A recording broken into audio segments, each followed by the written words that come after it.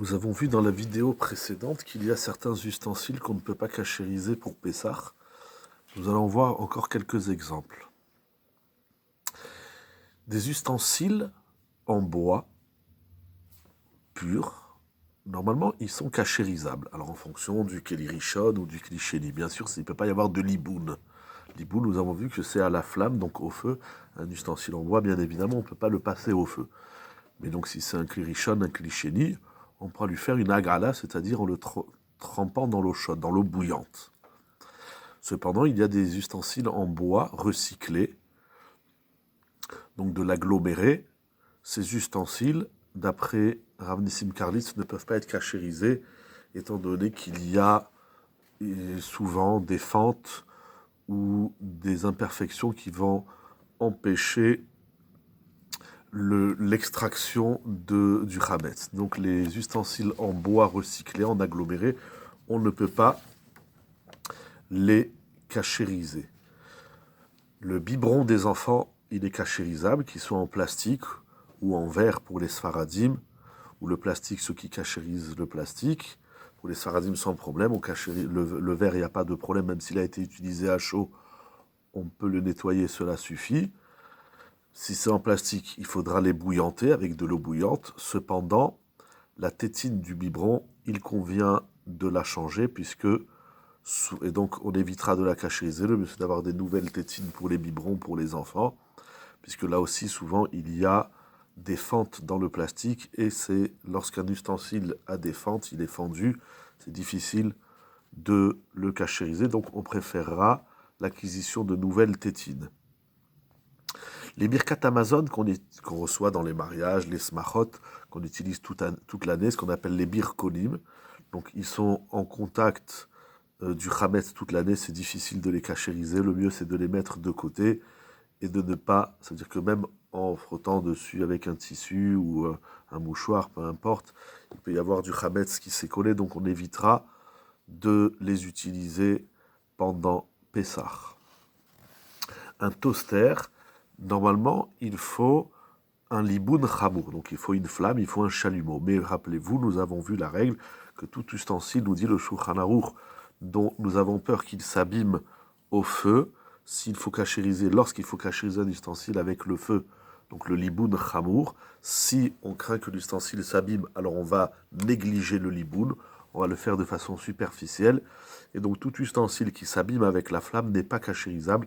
C'est donc le cas du toaster, si vous passez un chalumeau sur le toaster, il s'abîme, donc celui-ci ne sera pas cachérisable pour Pessah, soit on s'en passera pendant 8 jours, soit on en achètera un nouveau. Il y a une très grande discussion dans la halakha concernant le micro-ondes. Il faut savoir, nous n'allons pas dire aujourd'hui comment le micro-ondes se cachérise, mais il faut savoir que de nombreux poskim interdisent l'utilisation du micro-ondes pendant Pessah, c'est-à-dire qu'il ne se cachérise pas.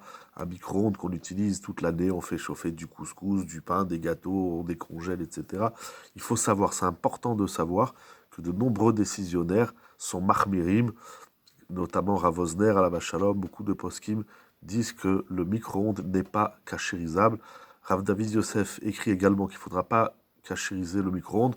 On verra Blinéder par la suite que certains décisionnaires permettent de l'utiliser, bien évidemment, après une cachérisation stricte. Mais il est important de savoir que de prime abord, si on peut éviter d'utiliser le micro-ondes, c'est mieux, ou bien on acquérera un nouveau micro-ondes pour la fête de Pessah. Un barbecue électrique. Alors le problème du barbecue électrique, c'est surtout la grille, parce que le barbecue lui-même, c'est-à-dire la résistance, puisqu'elle monte à très haute chaleur, donc il n'y a pas de problème, même si elle a touché du chametz, un barbecue électrique, bien évidemment.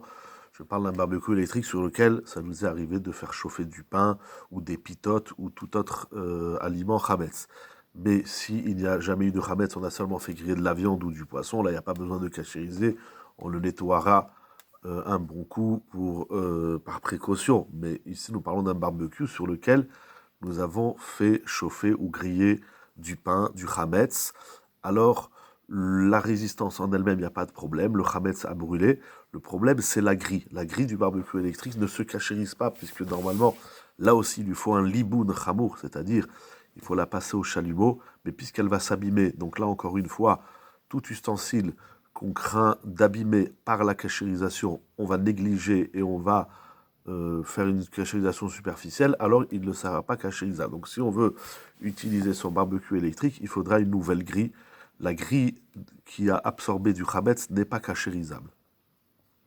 On ne peut pas cachériser un grille-pain pour Pessah. Si on veut faire griller de la matzah ou tout autre aliment, en tout cas le grille-pain n'est pas cachérisable, c'est trop compliqué, il y a beaucoup trop de chametz dans tous les coins et les recoins, surtout une fois que le pain il est grillé, il s'émiette, il y en a de partout.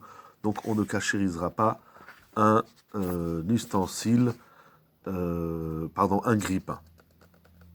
Alors le téflon, une casserole ou une poêle téflon, c'est très compliqué à cachériser, là aussi, donc il faudra éviter, parce que la cachérisation, là aussi, se fait avec du liboun chamour, c'est-à-dire à la flamme, et une poêle en téflon qu'on met sous la flamme, eh bien, elle va s'abîmer. Donc là aussi, on va négliger la cachérisation, donc on ne l'utilisera pas. Il y a une très grande question, une très grande souga dans la halakha concernant les collecteurs de vapeur ou les hottes de cuisson qu'on utilise toute l'année. Donc vous faites des pâtes, vous faites du couscous, que vous faites dans votre cuisine.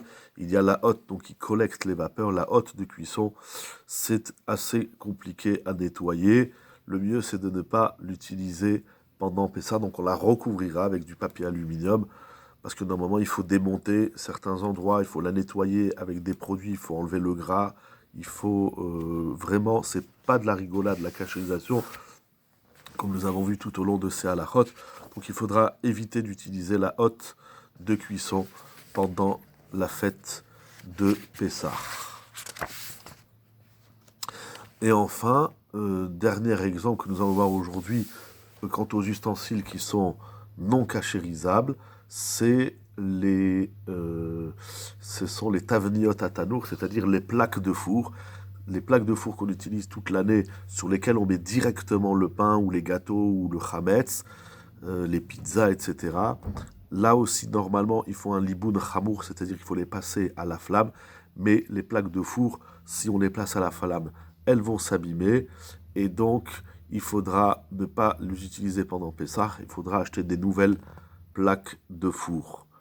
Et même ces plaques de four qu'on a utilisées avec de papier à cuisson, ça ne suffit pas. Donc ce n'est pas cachérisable, il faudra des nouvelles plaques de four pour Pessah.